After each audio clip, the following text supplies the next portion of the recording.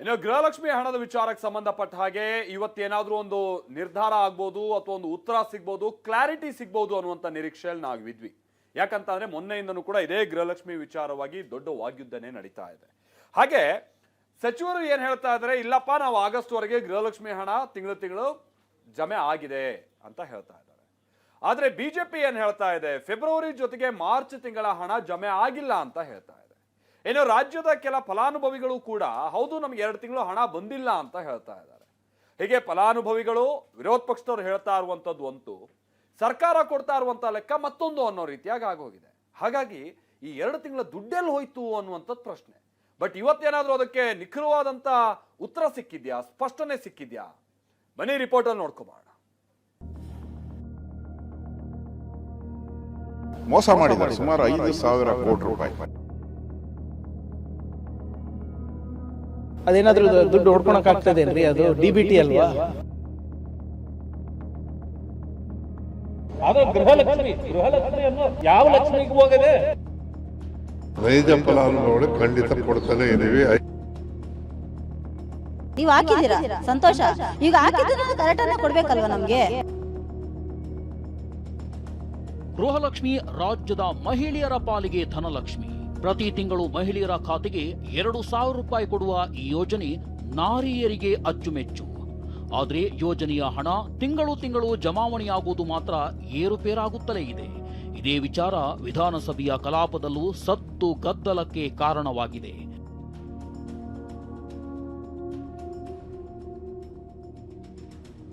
ವಿಷಯ ಅಂದ್ರೆ, ವಿಧಾನಸಭೆಯಲ್ಲಿ ಮಹಿಳಾ ಮತ್ತು ಮಕ್ಕಳ ಕಲ್ಯಾಣ ಸಚಿವೆ ಲಕ್ಷ್ಮೀ ಹೆಬ್ಬಾಳ್ಕರ್ ಆಗಸ್ಟ್ ವರೆಗೆ ಗೃಹಲಕ್ಷ್ಮಿ ಹಣ ಜಮಾ ಮಾಡಿದ್ದೇವೆ ಎಂದಿದ್ರು. ಆದ್ರೆ ಬಿಜೆಪಿ ನಾಯಕರು ಸಂಗ್ರಹಿಸಿರುವ ದಾಖಲೆಗಳು ಹೇಳ್ತಿರೋದೇ ಬೇರೆ. ಫೆಬ್ರವರಿ ಹಾಗೂ ಮಾರ್ಚ್ ತಿಂಗಳ ಹಣವನ್ನ ಈವರೆಗೆ ಸರ್ಕಾರ ಗೃಹಲಕ್ಷ್ಮಿಯರಿಗೆ ನೀಡ್ತಿಲ್ಲ ಅಂತ ಬಿಜೆಪಿ ಆರೋಪಿಸುತ್ತಿದೆ. ಇದೇ ವಿಚಾರ ಮುಂದಿಟ್ಟು ಬಿಜೆಪಿ ನಾಯಕರು ಸರ್ಕಾರ ತಪ್ಪು ಮಾಹಿತಿ ಕೊಟ್ಟಿದೆ ಅಂತ ಮುಗಿಬೀಳ್ತಿದ್ದಾರೆ.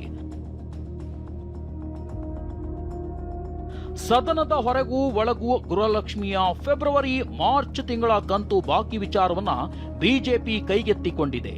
ಸರ್ಕಾರ ಒಮ್ಮೆಲೆಗೆ 2-3 ತಿಂಗಳ ಹಣ ಹಾಕ್ತಿರೋದ್ರ ಹಿಂದೆ ರಾಜಕೀಯ ಇರೋದಾಗಿ ಕೇಂದ್ರ ಸಚಿವ ಕುಮಾರಸ್ವಾಮಿ ಅನುಮಾನ ವ್ಯಕ್ತಪಡಿಸಿದ್ದಾರೆ. ಮತ್ತೊಂದು ಕಡೆ ಬಿಜೆಪಿ ನಾಯಕರು ಕೂಡ 5,000 ಕೋಟಿ ಹಣ ಎಲ್ಲಿ ಹೋಯ್ತು ಅಂತ ಸರ್ಕಾರದ ಮೇಲೆ ಮುಗಿಬಿದ್ದಿದೆ. ಅದಕ್ಕೆ ಒಟ್ಟೊಟ್ಟಿಗೆ 3 ತಿಂಗಳು 4 ತಿಂಗಳು ಯಾರು ಚುನಾವಣೆ ಬಂದಾಗ, ಈಗ ಜಿಲ್ಲಾ ಪಂಚಾಯತಿ ತಾಲೂಕ್ ಪಂಚಾಯತಿ ಚುನಾವಣೆ ನಡೆಸಬೇಕಾದ ಅನಿವಾರ್ಯತೆ ಬಂದ್ರೆ ಆಗ 4-5 ತಿಂಗಳು ಒಟ್ಟಿಗೆ ಸೇರಿ ಕೊಟ್ಟರೆ ಓಟ್ ಹಾಕ್ತಾರೆ ಅಂತ ಅವ್ರ ತಲೆ ಹೊಡೆ. ಮೋಸ ಮಾಡಿದ್ದಾರೆ ಸುಮಾರು 5,000 ಕೋಟಿ ರೂಪಾಯಿ. 2 ತಿಂಗಳು 2,500 5,000 ಕೋಟಿ ಮುಚ್ಚಿಟ್ಬಿಟ್ಟಿದ್ದಾರೆ. ಜನಗಳಿಗೆ ಕೊಡಬೇಕಾದ ದುಡ್ಡನ್ನು ಪಾಪರ್ ಔಟು ಫೈನಾನ್ಸಲ್ಲಿ ದುಡ್ಡಿಲ್ಲ, ಕೊಟ್ಟಿಲ್ಲ. ಅದನ್ನ ಬಯಲಿಗೆ ಎಳಿತಾ ಇದ್ದೀರಿ. ಅವ್ರಿಗೆ ಹೆಸರಿಟ್ಟಿದ್ದಾರಲ್ಲ, ಅದು ಗೃಹಲಕ್ಷ್ಮಿ ಅನ್ನೋ ಇನ್ನೊಂದು ಲಕ್ಷ್ಮಿ ಯಾವ ಲಕ್ಷ್ಮಿಗೆ ಹೋಗದೆ ಕರೆಕ್ಟಾಗಿ ಹೇಳಿ ಅಂತ ಹೇಳಿದ್ದೀನಿ.